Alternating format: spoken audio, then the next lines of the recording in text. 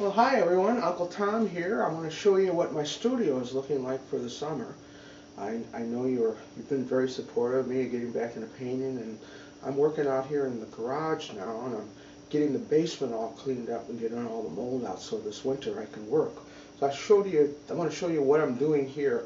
I have some untempered masonite right here, and on this untempered masonite I have pieces of Velcro. This is the male side of the Velcro all the way across here. And I put this on here so I can put different pieces of artwork on. Let me show you. I'm working on a new piece of art. It's not like the old car days, but it's kind of abstract. Why? It's also mounted on this board. This is an untempered masonite with a painted surface on it. Very glossy. Probably some sort of a plasticized material. Well, what I can do is I can just set it here, and because I do have Velcro on the back of it, male and female, I can put it anywhere that I want to and just attach it just like that, and I can work on this piece whenever I want to. And I can also take it off, which means that the male side of the Velcro sticks onto the board. I can put that off to the side, and let me grab another piece of artwork. Here's a project that I'm working on right now. This was a little bit higher, and I was working, I think, up here at the time. So I just want to put it back on the Velcro strips that I have here.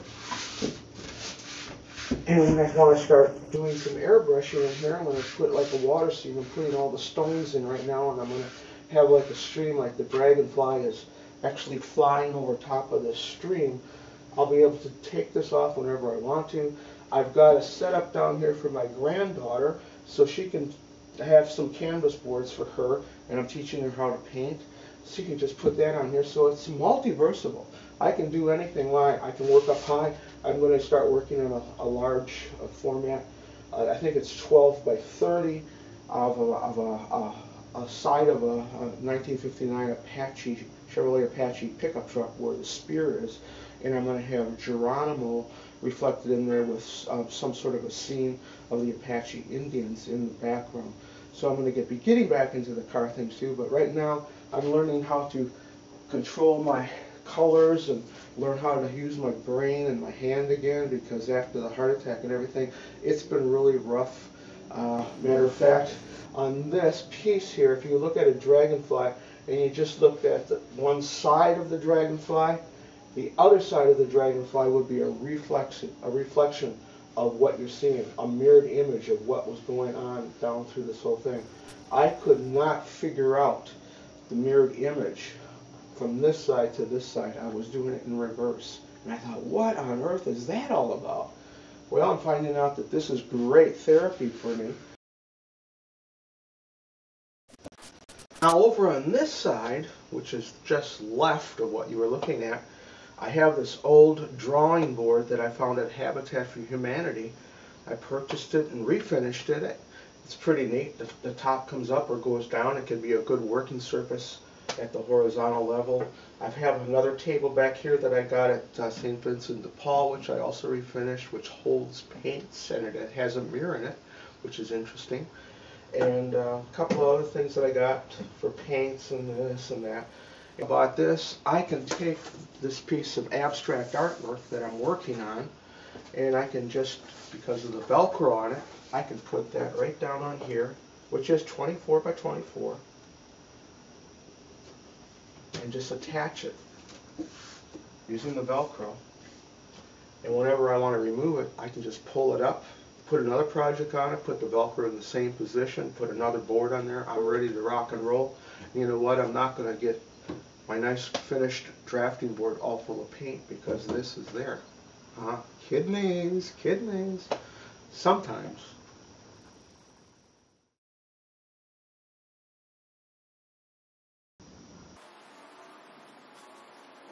Oh man, I'm enjoying doing this abstract artwork. This is going to be something like a Frank Lloyd Wright kind of thing. I like the colors of it. Probably have to put some of this famous red brick color in here.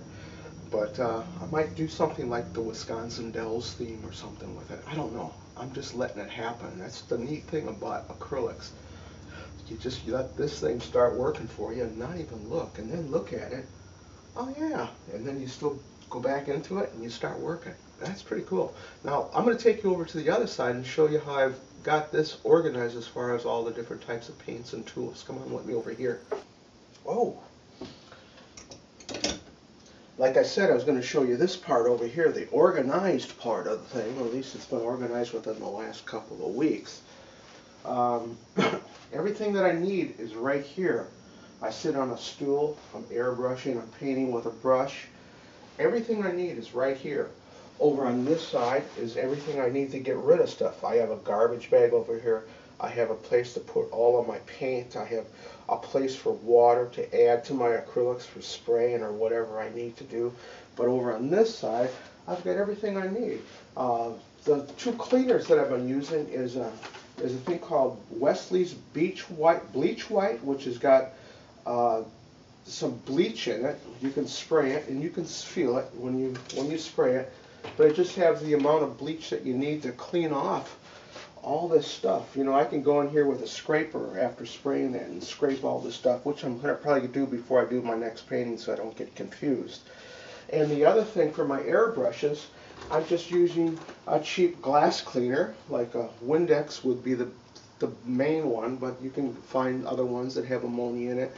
And you just take your airbrush and you spray in your color cup after your paint has been removed, and then just continue spraying through it. Take the color cup off and then spray through here with that, and that will clean out your airbrush pretty good. But then at the end of the day, you take your airbrush all the way apart, and that's what I do, and I take it to an ultrasonic cleaner, which I have, which is an electronic cleaner. Stick all the parts in there and just let them go for 2 hours while I'm doing something else. Chilly. Anyhow, then this is my tape that I use, this large tape. I found that I can use this stuff instead of that expensive masking stuff that you buy. This is for, like, if you go to a sign place that's doing digital signing, this is the thing that you put down over top of whatever you've had printed out and cut out. You put this on top of it, and then you put your sign down on whatever surface you want. Most of them are using them for cars, for vinyl and all that stuff. But then you remove this, and the vinyl stays on it. So it's very low tack. You can kind of see through it. It's not like Frisket paper where it's really translucent or transparent. But this stuff works good. Just make sure your pencil lines when you're doing your drawing are nice and thick. And then, the neat thing about this is that after you remove it, and you're very careful removing it, it's going to remove the lead, the pencil marks that you've drawn. And you can pull it off, and you could use it again if you wanted to do something like a shadow or something like that underneath it, which I'm going to probably do on this dragonfly. All right. Then I got a Lazy Susan. Got this over at a Salvation Army type store. $1.49 was for food at one time, but I'm using it to put everything from different jars and paints and stuff to my camera that you're looking at right now. I have my tapes all up here on the top pieces. I have Velcro, as you know I'm a Velcro guy, along with duct tape, and all my pencils that I have any kind of, oh no, these are relics, hey? You ever see these? This is where film used to be in, 35mm film.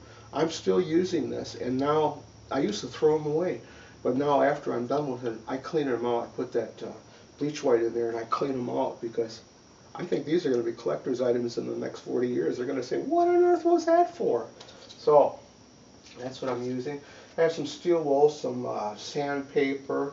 All my tools are here, like a scissors and vice grips and, you know, tape measure and pens and airbrush supplies over here.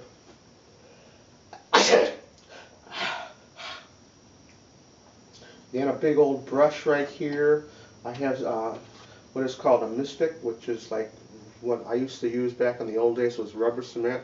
And what you wanted to do before you started the painting is to draw all the areas that you want to remain in white with this stuff, and then you spray it or whatever.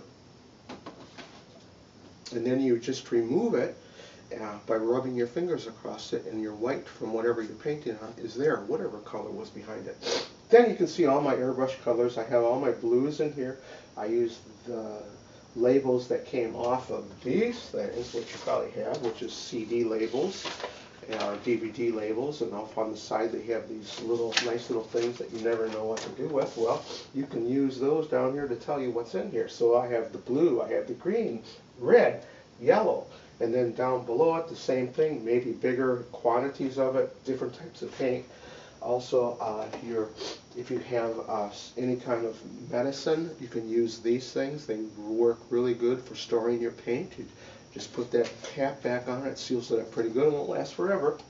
But I tell you what, these guys do. I mean, once you put some paint in here and you put that cap back on there, that is sealed, and that's going to last for like, well, I've taken stuff out of my old studio which hasn't been used in 6 years, and the paint is still good in it. So that's why I'm saying, you know, you guys are into painting, let's try to look for those things. And of course, then I have my hair dryer down there, which I'm using all the time. I have tin foil, Reynolds wrap tin foil, and some Reynolds plastic that I'm getting into, working with plastic on it, on my painting. So that's pretty much it. But I want to show you this. All right, this is cool. I just picked this up over at one of the supply stores here in town. And it's pretty neat. It's got a handle on it. But what I'm doing here is I have my watercolors, which I've never used before. I've never painted with watercolors. I have all my watercolors inside of here, right? All the colors that I need, pretty much primary and basic colors that I need in here. These sections that are down here, I can use for mixing paint. The sections that are in here have these little spacers that goes in between them. So I'm going to take something like a Gorilla Glue or some sort of an epoxy, and I'm just going to make it so that I can use each one of these areas in here for mixing paint, which is going to be cool. And then I'll be able to use my tubes. I'm going to move the yellows up here, and then I can put more dividers in here for mixing my colors. The reason I'm doing this is, like, I'm going to start going out and painting outside, which I never did before. Now that I have watercolors, it's an easy medium. All you need is water and a brush. So I'm going to try that. And then this closes up, clamps down, and then off the sides here, you open those babies up, and then you lift this whole thing up like that. And then I have all of the acrylic paints that I need. Now I was telling you about those film containers. This is my white that was from a while ago, thinned down. It's thinned down for the airbrush. I know that that is that. Also have written down that I have sap green in here. So that's what I'm basically doing, and I'm saving it. And if I have to go down into the old studio and find stuff that's laying on the floor, I'm taking them out, put bleach white, and cleaning them out because you can't get them anymore. So then these are basically all the paints that I need for airbrushing, along with an extender. Then all of my brushes and sponges and everything else is in this container. So I'm ready to go. I can just take this whole thing out on the road with me, and if I want to paint, I want to pull over to the side of the road, and want to sleep someplace at night, can't sleep at night, all I got to do is pull that out, get my 150 to 300 pound archival watercolor paper out, and just set that baby up on that piece of masonite board with the white on it, and I'm all set to go, and I'll fall asleep. So that's Uncle Tom, you know. Oh, by the way, I do have a refrigerator here for my leftovers in it.